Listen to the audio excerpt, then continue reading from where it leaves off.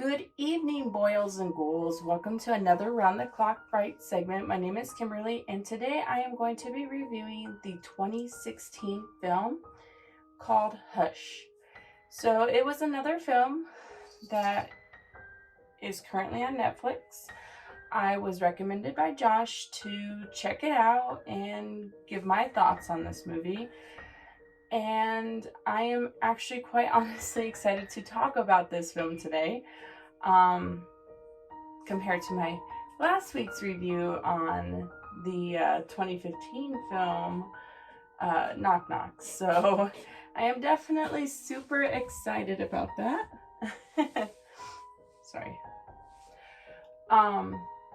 So the 2016 film Hush is directed by Mike Flanagan. You all might have saw him do the 2019 film Dr. Sleep. So it was kind of interesting to check out some of his earlier films, since Dr. Sleep was probably one of my first films that I've seen by him. So it was a nice, reminder of who Mike Flanagan was and his work. Honestly though, I wasn't a fan of Dr. Sleep, so I was kind of hoping that this film would be better. But so we'll go ahead and get started. I will start off by saying I actually enjoyed this film. This film it kept me on my toes. It kept me on the edge of my seat the whole time. What I really enjoyed about this film was the fact that, you don't have like your typical victims who is being stalked or chased by the killer, and you have them running and they're screaming, but you have this woman she's deaf and she can't even speak. So it was kind of like, what does she do? She's not limited with options on, devices and, devices like computers and cell phone and telephones, because the killer in a lot of movies you see either cuts the power on the internet, or in some cases the battery signals goes dead. So it's kind of that same little scenario, but what does this woman do? Plus she lives in a isolated home out in the middle of nowhere, and she can't scream for help, so she had to pretty much take matters into her own hands.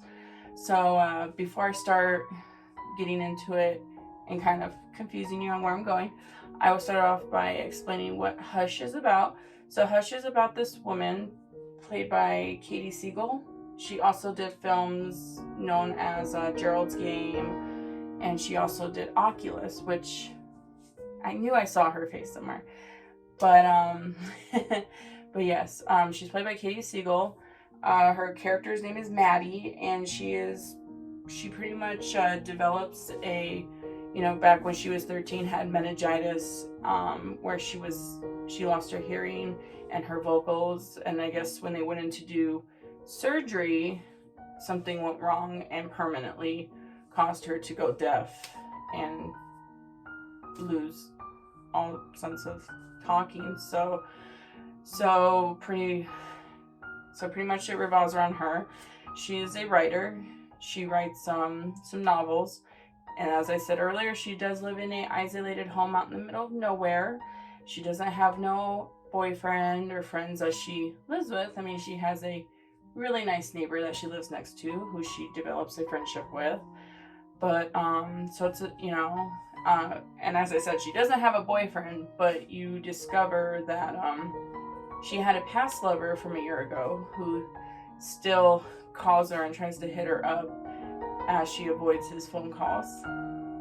And so you have that. And then it's about this killer who pretty much, I guess I can just say it because the killer does have ties to Maddie, and he is pretty much that ex-boyfriend who keeps trying to hit her up, and she keeps avoiding his calls. And he's hidden behind a black or I said black, it was a white mask, a clear, or like just clear white mask. And he's pretty much after her and upset. I'm assuming upset and maybe just a complete psycho to begin with, but yes. And so this movie just pretty much revolves around her trying to figure out how to escape. And, you know, so yeah.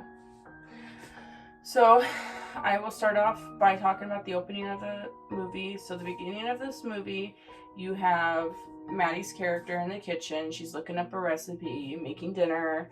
And this is before you discover, you know, that she can't speak and she can't hear.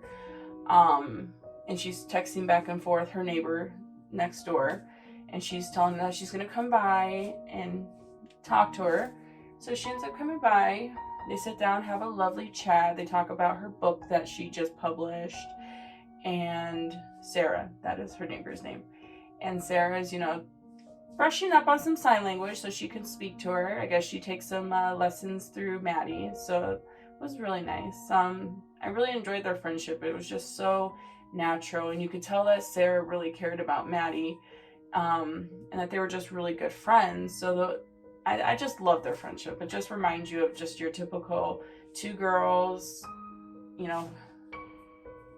and one's really very determined to learn sign language so she can speak to her friend more fluently. But you can tell that she's not very fluent because she still gets some words mixed up, like kissing and what was that? Was it storytelling? Yeah, storytelling. So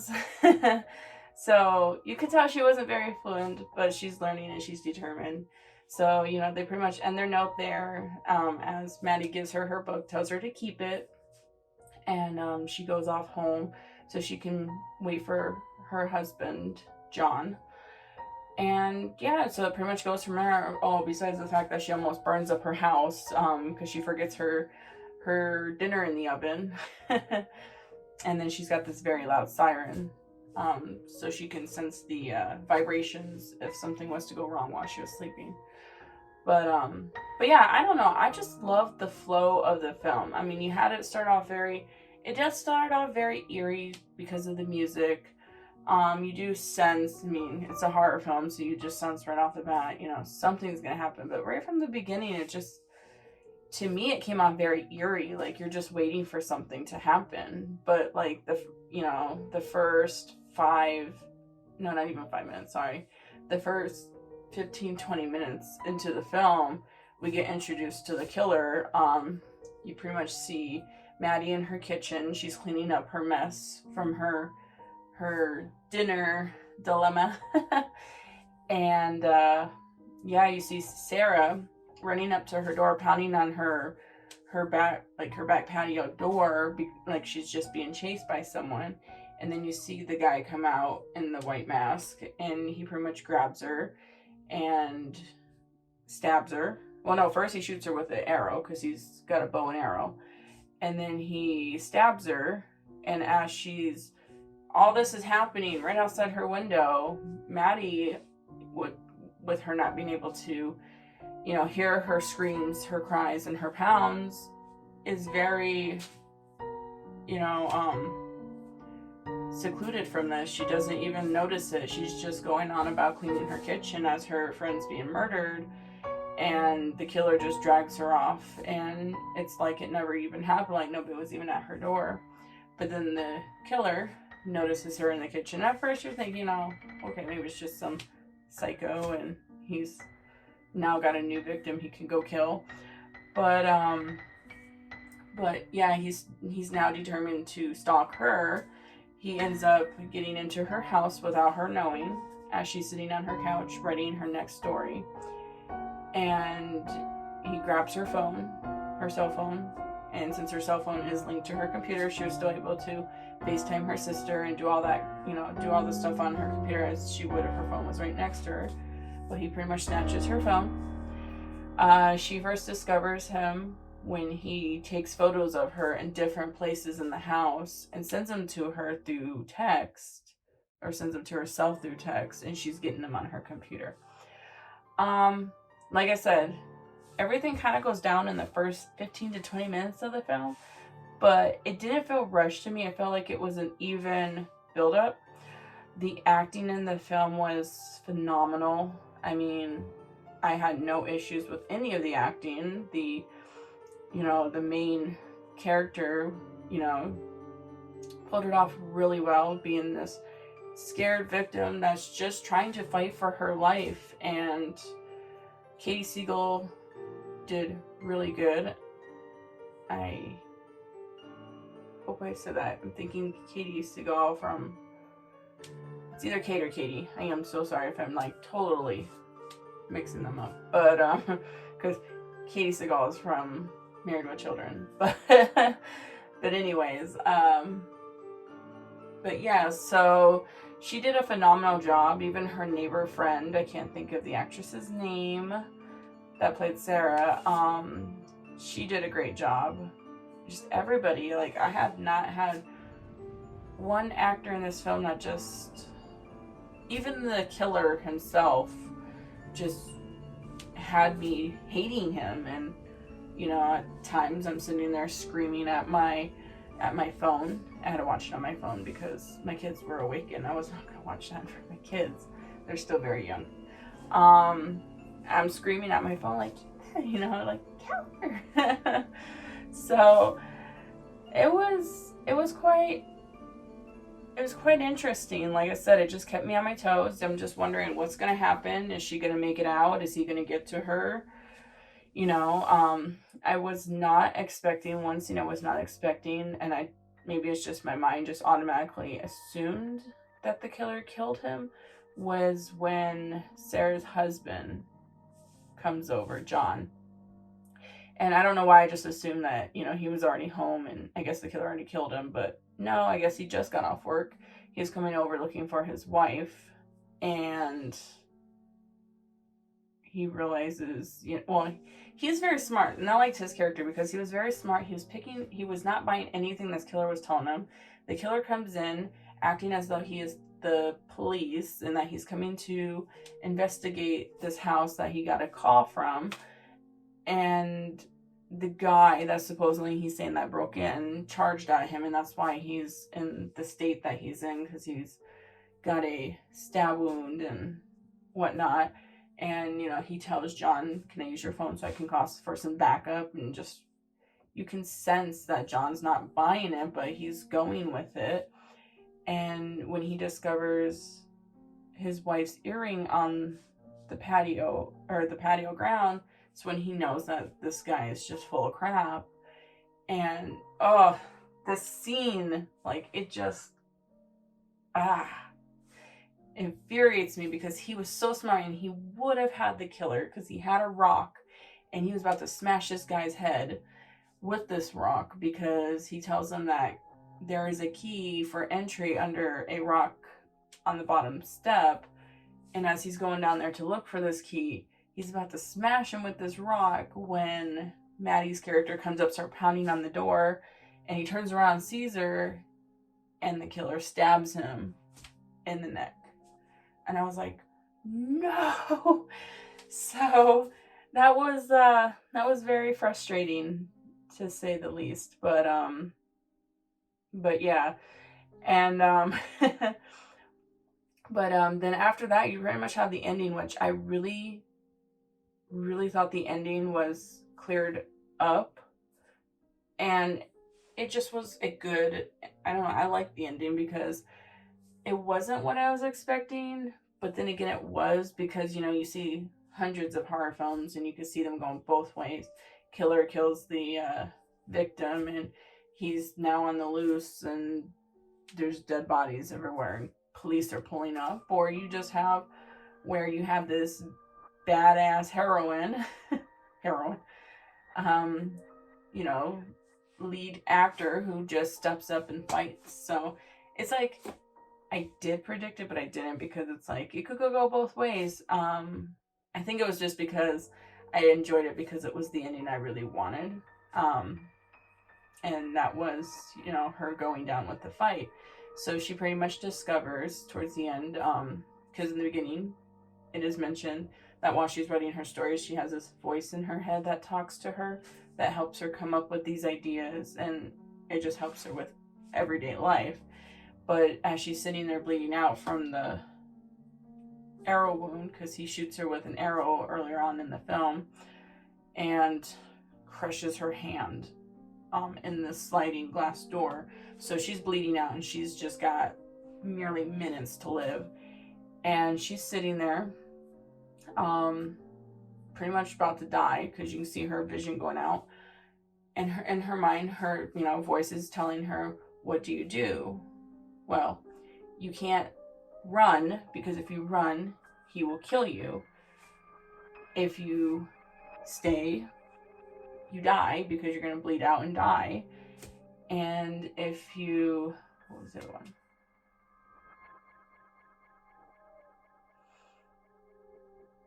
I can't remember. There was a third one. It's not coming to my head. There was run, there was stay. I can't remember now. There was a third one, and it'll come to me. But yeah, and when she realizes she's out of options and that her only option is to kill, no, maybe that was the third. Because they were playing out all these scenarios. But yeah, it was to kill him. But when they realized that, killing him would result in her dying because she may not win, that's why she just realizes she's going to go down with the fight. And then you see her pretty much, right on the window with her blood, because he's yelling at her that he should come in now. And she says, do it, coward. Then that gives him enough fuel to go to his car, to get something to break her window, and gives her enough time to go to her computer where she's, she opens up the pad where she was writing her story. And it's pretty much a note to her mom and dad in case she dies. But that she was a fighter when she died.